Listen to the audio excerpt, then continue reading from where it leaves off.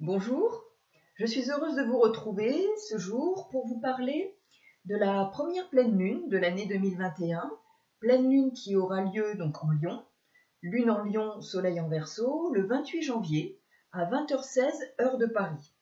Alors, je vais d'abord vous présenter la carte de cette pleine lune. Voilà, donc pleine lune, lune en Lion, ici, soleil en Verseau, ici, soleil conjoint à Jupiter et Saturne, lune carrée à Mars et Uranus qui se trouve en Lion, en Taureau, et soleil carré aussi, Uranus, Mars, en Taureau. La planète maîtresse du Taureau, Vénus, est ici en conjonction exacte à 25 degrés du Capricorne. Conjonction exacte avec Pluton. Donc nous avons ici une pleine lune qui met l'accent sur une thématique de pouvoir. Le pouvoir sur soi, le pouvoir qu'on exerce, le pouvoir qui est exercé sur nous, et par ailleurs, la liberté, l'indépendance, l'émancipation avec ce soleil en Verseau. Ce qui est aussi important de voir, c'est qu'il y a trois signes fixes, qui sont particulièrement concernés pour cette pleine lune. Donc 3 signes fixes, qui sont le Taureau, avec l'amas planétaire Uranus-Mars, bien entendu le Lion, avec la lune en Lion, et le Verseau, qui est aussi un signe fixe, avec cet amas planétaire Jupiter, Saturne et Soleil. Alors, cette pleine lune nous parle effectivement de pouvoir et de liberté. Que nous dit cette énergie concentrée dans ces signes fixes? Elle parle d'une forme de cocotte minute qui est sur le point d'exploser, des tensions. Les tensions augmentent. Mars en Taureau, signe qui est puissant, Mars, planète puissante, énergie qui met en action la puissance de ce signe qui est le Taureau. Ce qui est important de vérifier dans nos thèmes respectifs, c'est dans quelle maison, pour désigner les domaines qui vont être concernés, dans quelle maison ont lieu ces amas, se déroulent effectivement les transits, et où se situe cette pleine lune. Donc regardez où se trouve la lune en Lion pour vous, dans quelle maison elle se situe, comme effectivement de la même façon où va se situer le passage du soleil en Verseau pour vous, comme l'entrée de Mars en Taureau. Donc quelle est la problématique? Quels sont les enjeux que l'on peut mettre en avant dans le cadre de cette pleine lune? Les enjeux sont des enjeux de pouvoir, de rapport au pouvoir et à l'autorité. Donc vous vérifierez dans vos vies respectives, au-delà des événements collectifs auxquels nous sommes tous confrontés, qu'est-ce qui peut faire pouvoir dans votre vie? Qu'est-ce qui est ce rapport à l'autorité? Il pourrait y avoir pendant cette période des tensions avec des personnes qui ont l'ascendant sur vous, ou qui sont tant au niveau du travail qu'au niveau de votre vie personnelle.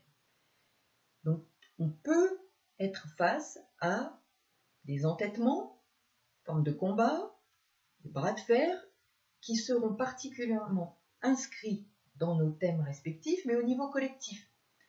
Il y aura des tensions particulières, et c'est une mise en lumière, un focus. On sait que la pleine lune met en lumière une problématique particulière de la lunaison qui est engagée à partir de la nouvelle lune.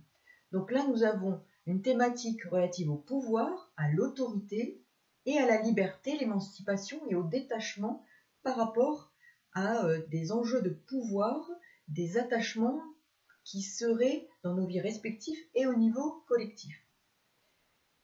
L'amas planétaire le plus important est pour la France en maison 5. Alors, je vous remontre le thème. Regardez un peu cet amas planétaire ici.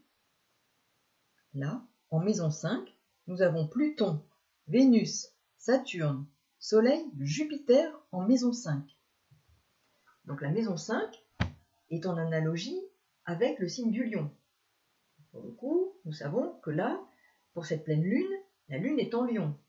Donc nous voyons bien que tant le Lion, signe de pouvoir, que la maison 5, qui est en analogie avec le Lion, renforce la notion de thématique de pouvoir. Ça parle aussi, la maison 5, des enfants, Ça parle aussi de la créativité, donc procréation, création. Donc on voit bien que là, tout à la fois converge autour d'une thématique centrale pour ce qui nous concerne, tant au niveau collectif que personnel. Le maître de la pleine lune est le Soleil. Il est conjoint à Jupiter, carré à Mars, qui est à 10 degrés du Taureau, et Uranus à 6 degrés du Taureau. La Lune aussi est donc au carré de Mars et Uranus. Donc là, cela évoque bien des volontés d'indépendance, d'autonomie, mais aussi des réactions émotionnelles vives. La Lune, en Lion, manifeste le pouvoir d'être avec les gens, le besoin d'être avec les gens, le besoin des autres, le besoin d'être vu, d'être reconnu, d'être aimé, d'être considéré, d'être confirmé par le regard des autres. Leur appréciation est importante. C'est aussi la clientèle, le monde de la clientèle, du public, dans le monde des arts par exemple, le monde artistique. Donc des actions, des réactions de colère avec Mars en Taureau sont tout à fait possibles et relatives à ces domaines-là. La colère de Mars en Taureau est concentrée et on sait qu'elle peut être terrible. La colère sort, elle, de façon puissante dans ce signe fixe, qui est lui-même un signe puissant, terrien, pour notamment, Mars, ici, défendre ses valeurs. Des valeurs, puisque nous sommes dans le signe du Taureau qui évoque des valeurs. Donc nos propres valeurs, mais aussi les valeurs que l'on peut défendre. Et notamment son gagne-pain. C'est-à-dire qu'effectivement, le Taureau correspond aussi à l'argent que l'on gagne par ses propres moyens, donc au travail, à son travail. Donc il pourrait y avoir des élans de colère importants liés à cette notion de travail, aux valeurs, à l'argent, au mécontentement, aux réactions émotionnelles vives du public, du peuple, relatives à ces domaines-là qui sont gagner son argent, son travail, comment exercer son travail. Donc là, il y a des éléments importants qui nous donnent une indication sur des mouvements émotionnels vifs et des réactions de colère potentielles à cette période-là. Le lion, lui aussi, réagit à toute situation qui enferme, qui limite, qui délimite, qui le ligote quand il se sent enfermé. Il a besoin de se libérer, de se surpasser, de briser ses chaînes, de triompher de ses adversaires, de vaincre. Il refuse la fatalité, la paralysie, le surplace. Donc le lion, ici, ose. Il peut se comporter comme un héros. Il veut s'étendre, conquérir. Il veut aussi rayonner, franchir les obstacles. Donc, augmenter son pouvoir, s'émanciper de toute tutelle. Nous sommes bien là sur l'axe Verseau-Lion. Voyez un peu le climat général, le climat potentiellement individuel auquel nous pouvons être confrontés, mais aussi au niveau collectif. Nous sommes dans ce soleil en Verseau qui parle de collectif et qui est la planète maîtresse de cette pleine lune, lune en lion. Donc nous voyons bien cet axe activé.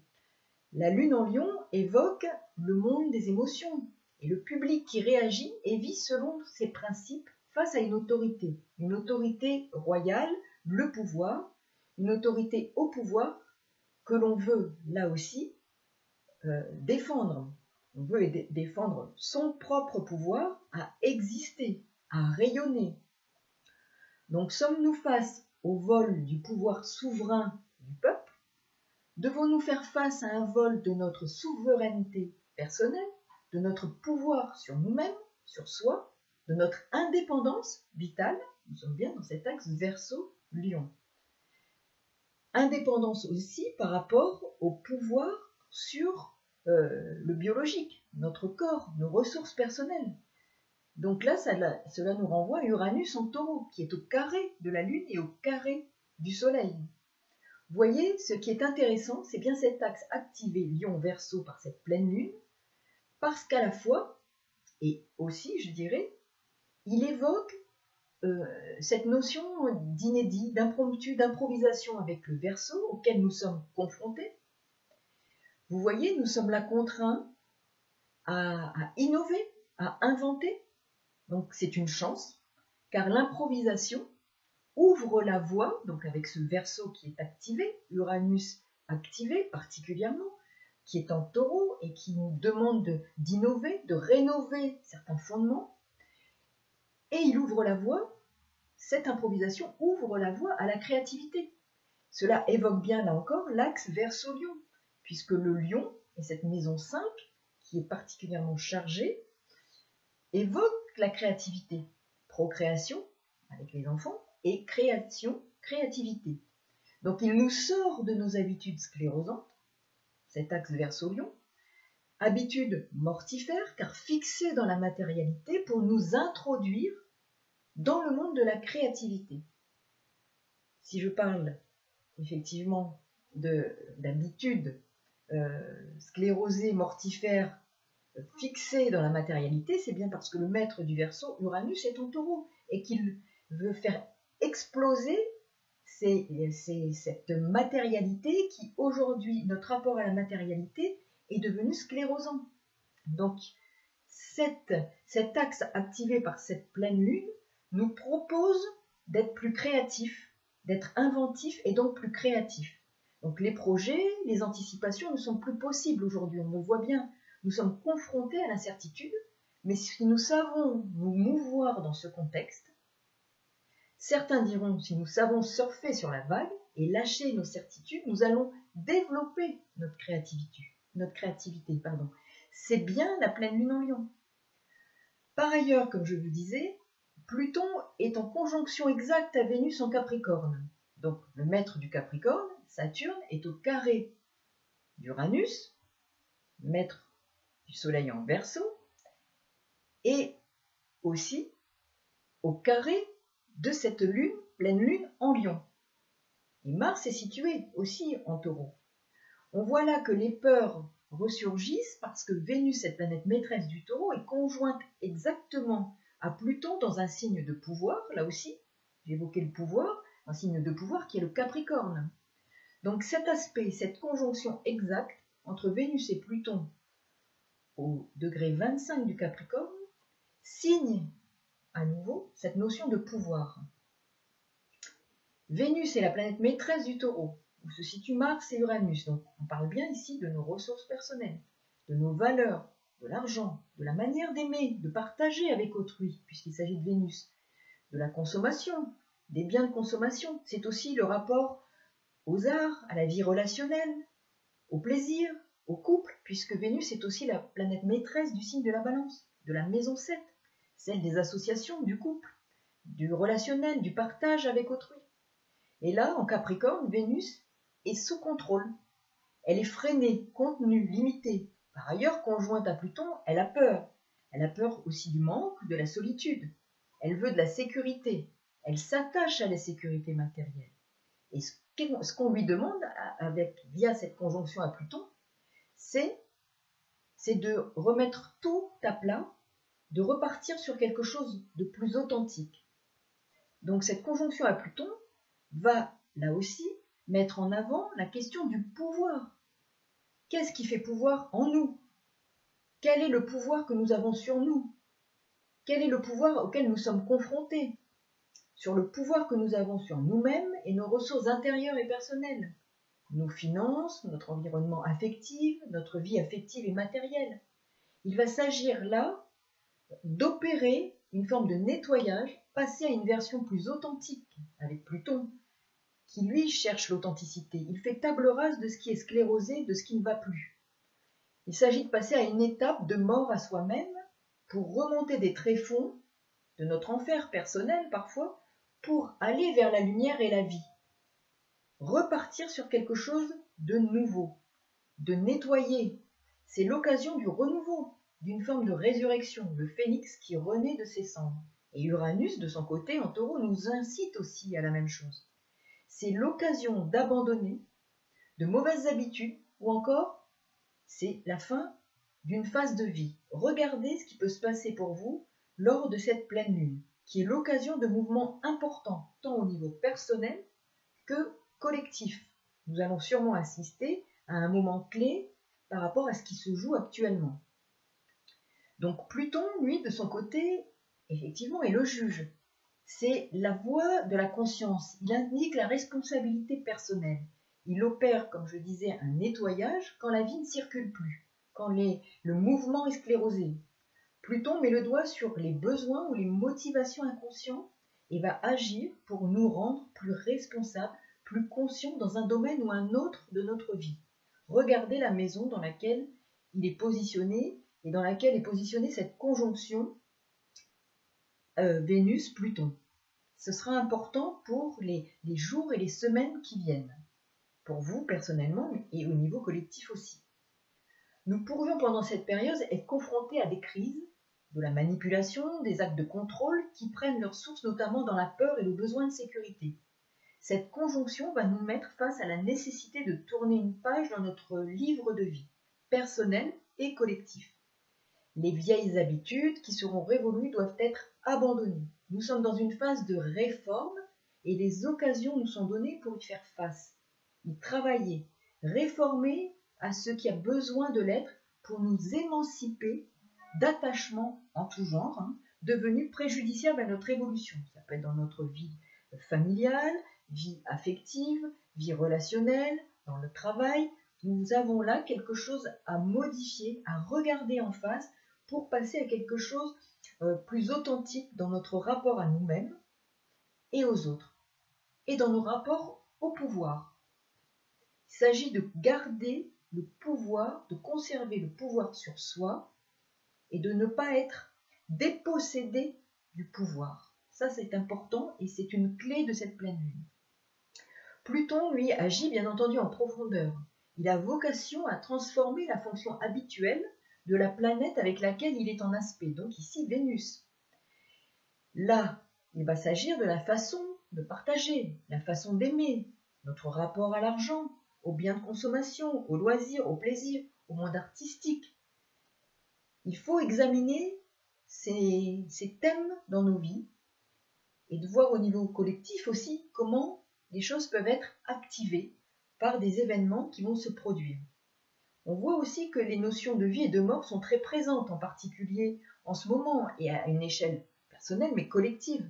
Des choses qui parfois que l'on veut éviter ou éviter de regarder en face. Et là, ce sont ces angoisses profondes existentielles qui sont mises en avant en permanence. Donc on voit bien que là, nous sommes confrontés à des peurs profondes, des angoisses de mort, à la finitude de la vie humaine, à l'impermanence. Et là, il est question aussi de se détacher de la matérialité comme seul objectif de notre existence. C'est un enjeu majeur pour notre évolution personnelle et spirituelle. Donc on voit bien que cette pleine lune nous apporte des clés de compréhension à méditer pour différents aspects liés à la fois à notre rapport au monde de la matière, à notre rapport au monde de la vie relationnelle, de notre vie affective et aussi notre rapport au pouvoir. Surtout, il est question de nous émanciper par rapport à la prise de pouvoir que l'on voudrait avoir sur nous et conserver le pouvoir que l'on peut avoir sur soi, ne pas le laisser à la main des autres. Voilà, de pouvoir être suffisamment conscient pour ne pas se laisser prendre le pouvoir que l'on a sur soi-même. Cette pleine lune est pleine d'informations et de notions à travailler. Donc c'est important de bien prendre le temps de méditer sur les thématiques qu'elle nous propose. Elle me fait penser par ailleurs à la phrase de Gandhi qui évoquait « Sois le changement que tu veux dans le monde ». C'est bien le pouvoir sur soi dont il est question, pour le mettre au service du collectif. Et on est dans l'axe de cette pleine lune en Lion. Il s'agit de travailler à l'intérieur comme à l'extérieur de soi, de ne pas se sentir dépossédé de notre puissance, de notre pouvoir. Reprendre le pouvoir sur soi et revoir la direction que l'on veut donner à notre existence. Le guide est intérieur, il doit être intériorisé, notamment pour sortir de la menace du désespoir. On voit bien cette jeunesse qui est désespérée, notamment. Et on est bien dans la maison 5, celle des jeunes, donc ils sont en danger. Donc soyons prudents, si nous avons de la jeunesse autour de nous, accompagnons ces jeunes pour leur proposer de reprendre le pouvoir et de ne pas céder au désespoir. Prenons des moments pour faire silence, nous mettre en retrait. Nous mettre en retrait est effectivement un moyen de faire la place à la connexion avec la puissance de la foi et de la confiance. Non pas la foi en lien forcément avec le religieux, mais la foi avec un F majuscule. Gardons confiance, nous sommes dans la maison 5, en analogie avec le lion, c'est la confiance, la foi. Gardons le pouvoir et la puissance sur nous-mêmes, ne cédons pas au désespoir et accompagnons notamment notre jeunesse pour la structurer, l'accompagner. Soyons forts pour elle, soyons solides pour ces jeunes qui ont besoin d'adultes responsables, solides, qui leur apportent un autre discours. Soyons des guides pour cette jeunesse. Et là, nous sommes effectivement dans l'axe des nœuds lunaires, nœud sud, nœud nord, qui, nœud nord en Gémeaux, c'est aussi la jeunesse, mais c'est aussi la transmission de connaissances, la transmission et le guide pour ces jeunes. Donc c'est important, et si j'appelle à être vigilant pour la jeunesse, parce que je pense que c'est effectivement un axe important qui est mis en lumière aussi par cette pleine lune. Voilà, je vous remercie encore beaucoup pour votre écoute et tous vos messages, et je vous souhaite une belle journée et à très bientôt pour de nouvelles pérégrinations astrales. Au revoir.